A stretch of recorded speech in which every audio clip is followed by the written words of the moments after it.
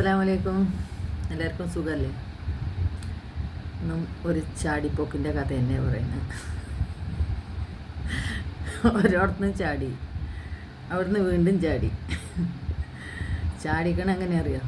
രണ്ട് കുട്ടികളെ ഇട്ടിട്ട്, ഒരു ഭർത്താവിനെ ഇട്ടിട്ട് അവിടുന്ന് ചാടിപ്പോയി. വേറെ ആളപ്പം ഒരു കല്യാണം കഴിക്കാത്ത ചെക്കൻ്റെ കൂടെ എന്നാണ് പറയുന്നത്. ഈ ചെക്കൻ അവളെ വീട്ടിലാക്കിയിട്ട് അവൻ ഗൾഫിൽ പോയി. അവൻ വന്നപ്പോഴത്തേന് അവിടുന്ന് ചാടി. അവൻ്റെ പൈസയും കൊണ്ടുപോയി കാമുകന് കൊടുത്ത് ഫോണിൽ റീചാർജ് ചെയ്ത് ലോഡ്ജിൽ റൂമെടുത്ത് അങ്ങനെയൊക്കെ ഭർത്താവിൻ്റെ പൈസ കൊണ്ടുപോയി കൊടുത്തിട്ട് ഉള്ള ജീവിതം. അങ്ങനെ ഒരു ദിവസം കയ്യോടെ പൊക്കി. പക്ഷെ ഓനും വേണത് കിട്ടുക. എന്തെന്നറിയാം, ഓനെ എല്ലാവരും പറയാൻ പറ്റില്ല. രണ്ട് മക്കളെ ഇട്ടിട്ട് ഒരു പെണ്ണ് വരുന്നുണ്ടെങ്കിൽ ആ പെണ്ണിനെ കൂട്ടിക്കൊണ്ട് പോകുമ്പോൾ നാളെ ഇത് നമ്മൾക്കും ബാധകമാണെന്നുള്ളത് ഓൻ ചിന്തിക്കണമായിരുന്നു അല്ലേ?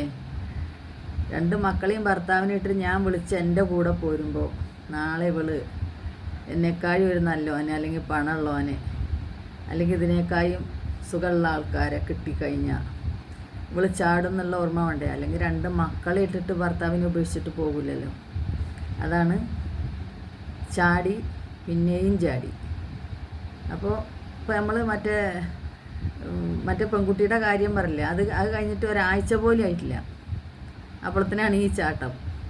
ഇതിന് പകരം ഇവരടുത്തൊക്കെ ഇരിക്കണത് ഒരു അലാക്കിൻ്റെ ചുമ്മാട് വെച്ച് ചുരുട്ടി തലയിൽ ഏറ്റിക്കൊണ്ട് നടക്കുന്ന മറ്റൊരു ഒരു ഫോണുകളാണ്. ഇത്ര വലിയ ഫോണുകളായിരിക്കണം. അപ്പോൾ ഈ ഫോണിൽ കൂടെ ഇതൊന്നും കാണുന്നില്ലാണാവോ? കാണുന്നുണ്ടാവുമല്ലോ. ഈ ചാടിപ്പോണതും പിടിക്കുന്നതും ആ കുടുംബം മുഴുവൻ മാനം കെടുന്നതും എല്ലാവരും കാണുന്നില്ലേ? പേരറിയാം, ഞാൻ പേരൊന്നും പറയണില്ല. ആ ചെറുക്കൻ്റെ പേരും പറയുന്നുണ്ട്, കാമുകൻ്റെ പേരും പറയുന്നുണ്ട്.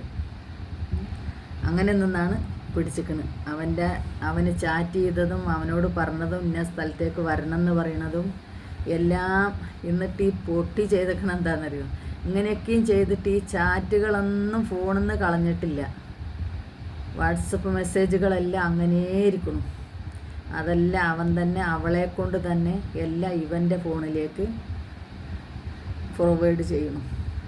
അപ്പോൾ എത്ര ബുദ്ധി ഉണ്ടെന്ന് നോക്കണം. അല്ല, ബുദ്ധി ഉണ്ടെങ്കിൽ പിന്നെ ഇപ്പോൾ രണ്ട് മക്കളെയും ഭർത്താവിനെ ഇട്ടിട്ട് ഇപ്പം എൻ്റെ കൂടെ ചാടില്ല, അത് വേറെ കാര്യം.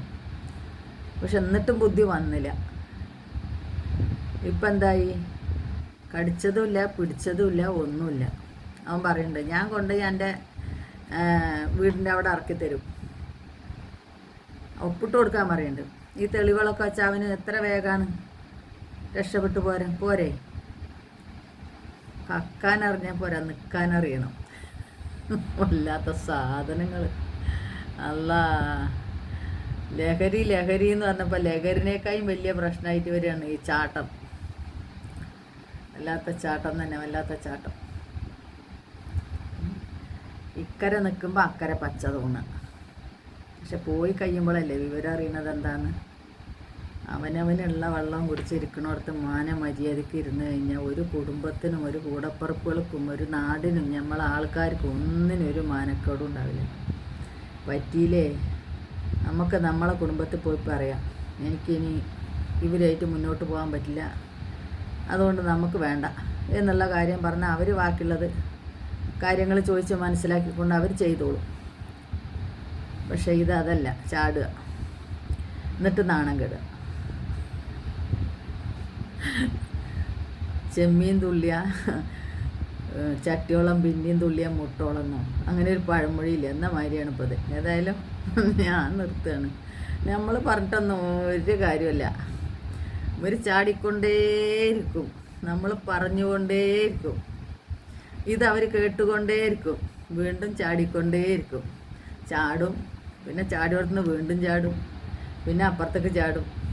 പിടിക്കപ്പെടുമ്പോൾ ഇതടക്കണം, എല്ലാം പോയി. ആയിക്കോട്ടെ, അസ്സലാമലൈക്കും. വീണ്ടും കാണാം.